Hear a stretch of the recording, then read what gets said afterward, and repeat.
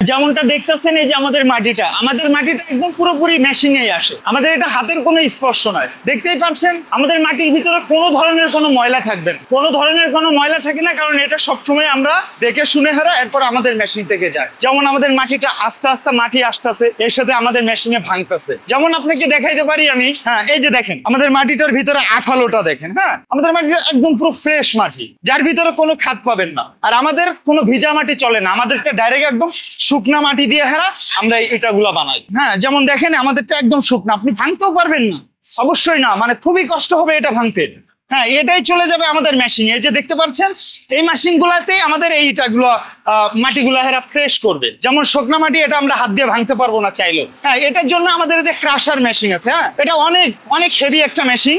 এই যে দেখতে পাচ্ছেন এগুলো সব মোটর, হ্যাঁ এগুলো আমাদের খুব উন্নত মানের জিনিস দিয়ে হারা আমাদের এগুলো তৈরি করা। এর ভিতরে অনেক বড় বড় হ্যাঁ রোলার আছে, যেগুলা থেকে আমাদের মাটিগুলা কি ভাঙি, আমরা ভেঙে ভেঙে আমাদের মাটিটা গোড়া হয়। যেমন আপনি দেখতেই পারবেন এখনই মেশিনটা রানিং হবে। হ্যাঁ রানিং হলে এই যে দেখেন, দেখছেন আমাদের বড় বড় মাটিগুলা পড়তে কত সুন্দর গুঁড়া হয়ে হয়ে যাচ্ছে। হ্যাঁ এইভাবে আমাদের ইটাগুলো আমাদের সম্পূর্ণ এমন ঝরঝরা মাটি লাগবে। হ্যাঁ ঝরঝরা মাটি ছাড়া অটো ব্রিক্স কোনোভাবে সম্ভব না। মিক্সার মেশিনে দেখেন আমাদের পুরো মাটিটা সুন্দর করে মিক্স হচ্ছে, মিক্স হয়ে আবার আমাদের এটা চলে যাচ্ছে আমাদের এক্সট্রুডার মেশিনে।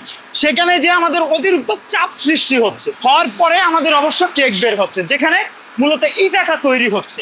অবশ্যই আপনাদেরকে আমরা সেটাও দেখাবো যে আসলে আমরা কিভাবে ইটাটা তৈরি করছি। অবশ্য আসেন দেখেন, আপনি আমাদের মাটিগুলা দেখতে পারেন কত সুন্দর আমাদের মাটি। এর ভিতরে যেমন আপনি চাইলে হারা ছোটখাটো তার আছে, এগুলো আপনি এখানে ছেড়ে দিবেন, অবশ্যই ম্যাগনেটে টেনে নিবে। এর ভিতরে কোনোভাবে 2 নম্বরে কোনো জিনিসের ভিতরে ঢোকার চান্স নাই আমাদের। হ্যাঁ যেমন আসেন দেখেন, এই যে দেখেন এই যে আমাদের ইটাটা একদম অটো মেশিন থেকে বের হচ্ছে, পুরোপুরি অটোমেটিক, কোনো হাতের স্পর্শ নাই আমাদের মাল। আমাদের মালের ভিতরে কোনো হাতের স্পর্শ হবে না, একদম পুরোটাই অটো। হ্যাঁ আমাদের মালটা যেমন ফ্রেশ, এই দেখতেই পাচ্ছেন আপনারা অবশ্যই কত সুন্দর ফ্রেশ এবং কি কত স্মুথ মালটা হচ্ছে, এই যেমনটা আপনারা দেখতেছেন। এই যে দেখেন আমাদের মাল, হ্যাঁ আমাদের মালটা একদম পুরো ফ্রেশ একটা মাল। আপনি চাইলে এখন হাত দিয়েও ভাঙতে পারবেন না এই মালটা এখন বর্তমান এতটাই শক্ত আছে। এই মালটা যখন আমাদের আবার ডায়ারে চলে যাবে তখন এই মালটা আরো শক্ত হয়ে যাবে। হ্যাঁ তখন আবার যখন এই মালটা যখন আমাদের আগুনে পুড়বে তখন তো বুঝতেই তো পারছেন যে একটা অটো ব্রিক্স তখন কেমন। দেখছেন এটার ভিতরে চাইলেও আপনি হাত বসাইতে পারবেন না, এটা এতটাই শক্ত।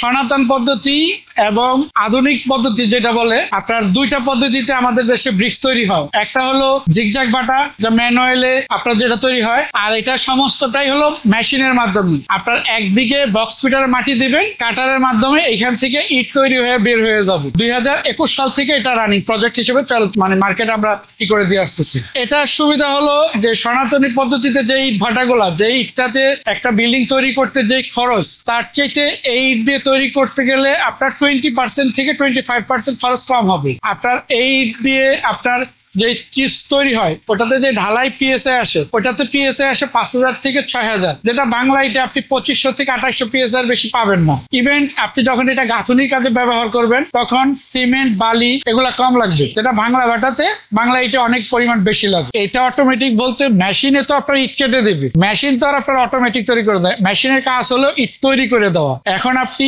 2টা পদ্ধতিতে, যেটা বললাম, একটা হলো হাইব্রিড ক্লিন হুপমেন্ট পদ্ধতিতে পড়াইতে পারেন, আর একটা হলো টানেল বেসিসে পড়াইতে পারেন। আমরা যেটা পড়াইতেছি সেটা হলো হাইব্রিড হুপমেন্ট ক্লিন পদ্ধতিতে পড়াইতেছি, আর একটা হলো টানেল বেসিস। যদি আপনি টানেল বেসিসে পড়াইতে যান সেটা হলো সম্পূর্ণ আধুনিক এবং অটোমেটিক, যেটাতে আপনার কোনো আমরা যখন এখান থেকে হাতের মাধ্যমে ইটটার পটে নিতেছি, পট থেকে শুকাচ্ছি, সেটা তাদের লাগবে না। হাইব্রিড হুপমেন্ট ক্লিন বা টানেল ক্লিন আর সনাতনী ভাটার মধ্যে অনেক পার্থক্য।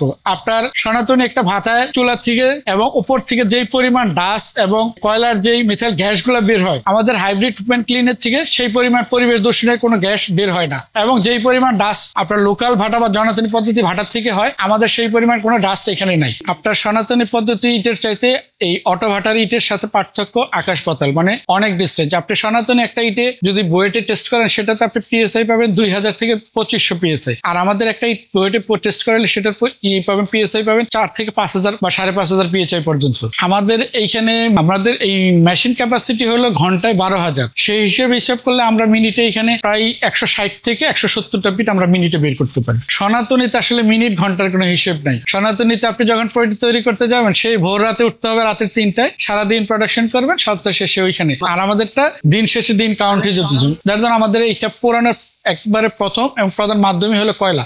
এখানে কয়লা ছাড়া আর অন্য কোনো মাধ্যম নেই। আপনি একটা স্থাপনা তৈরি করবেন, সেই স্থাপনা তো আপনার জন্য না, আপনার পরবর্তী বংশধররা সেটা ব্যবহার করবে। কাজ থেকে আপনার অবশ্যই বেদাক, আপনি আপনার ইনভেস্টে এখানে করতেছেন, ব্যয় করতেছেন, সেটা আপনি বুঝে শুনে ব্যয় করবেন না। আপনি একটা সনাতনী ইট দিয়ে ব্যবহার করলে একটা ভবন তৈরি করলেন, ওটা লাইফ টাইম যদি 50 বছর হয়, আপনি আধুনিক ইট নিয়ে এখান থেকেই করবেন, ওটার সাথে মিনিমাম 25 থেকে 30 বছর লাইফ টাইম বেড়ে যাবে। ফায়ারম্যানের চাকরি, ফায়ারম্যান বলা হয়, ইট পোড়ানো হয়, তাই ফায়ারম্যান বলানো হয়। কয়লা মিক্সারিং বসে, সমিলের বসে, এগুলাতে পোড়ানো হয়। এই যে চুলার ভিতর দিয়ে মেরা মেরা পোড়ানো হয়, এই যে এগুলার ভিতরে কয়লা সমিলের বসে, এগুলাতে মাল পোড়ানো হয়। কাঁচা মাল লোড দিছে, ওগুলা পাকা মাল হয়ে বাইরবো। আগুন গুলা দেওয়া লাগে প্রথমে, শুরুতে আগুন গুলা দেওয়া লাগে, লার্কি দিয়ে দেওয়া লাগে, তারপরে উঠতে কয়লা মারানো লাগে। একটা আগুন উঠাইতে মনে করেন যে 10 ঘন্টা সময় লাগে আর কি। মনে করেন যে সন্ধ্যার সময় আগুন দিলে রাত্রি 12টা 1টা 2টা পর্যন্ত, তারপরে আবার উপরে উঠে সেরে ফায়ারিং এর মনে করেন যে কয়লা মারানো লাগে। এরা মনে করেন 24 ঘন্টা এরকম চলবো। দেখা গেছে আমাদের ডিউটি মনে করেন যে সকালে 5টায় শুরু করছে, 1টায় শেষ হবো। আমরা মনে করেন যে সারমোটি সারার পরে আর 1টা থেকে মনে করেন ডিউটি করবো, রাত 9টা পর্যন্ত ডিউটি করবো। আর আবার মনে করেন যে এক গেট ছাড়বো। এখানে কাজ করতেছি মনে করেন যে 2 বছর, আর আগে করছি অন্য জায়গায়। আগে আপনার পাক মিলে কাজ করতাম,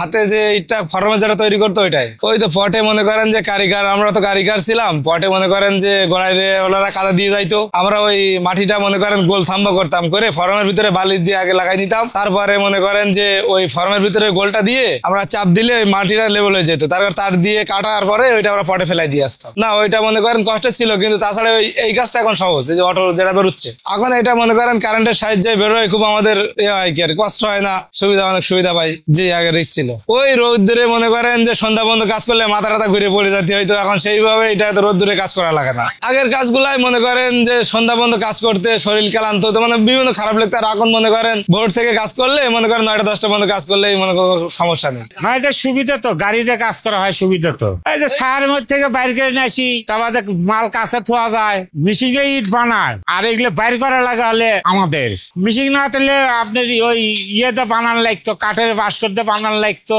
তারপরে ওইগুলো আনা লাগতো, এটি কষ্ট হইতো। মেশিন দিয়ে এটা বানাচ্ছে, এটা শখও ভালো হচ্ছে, আগে কাজ করার সুবিধা হচ্ছে। আধুনিক মেশিনের তৈরি এতে আমাদের কাজের অনেক সুবিধা, কষ্ট কম, এবং কি ইট অনেক উন্নত মানের ইট। বাংলা খোলার চেয়ে আমাকে আগের যে বাংলা ভাটা আসল তার চেয়ে আমাদের এই ইট অনেক উন্নত, কাজের সাশ্রয়, টেকসই বেশি। বাংলা ভাটা এই ভাটার পার্থক্য অনেক। এই ভাটায় মনে করেন আমাদের যে পুরানো হয় মানে ঝিকঝাক ভাটা, সে আমাদের যে হোপ মানে এতে আগুনের অনেক বেশি, তাতে আমাদের ইটটা তার চেয়ে অনেক শক্ত।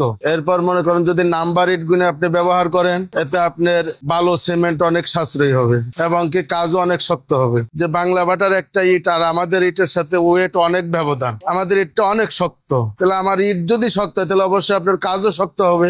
আগে মনে করেন বাংলা ভাটায় ধুলা ময়লা রোদ মানে অনেক ঝামেলা, কিন্তু আমাদের এতে কোনো ময়লা নাই, আমরা অনেক ভালো আছি আগের চেয়ে।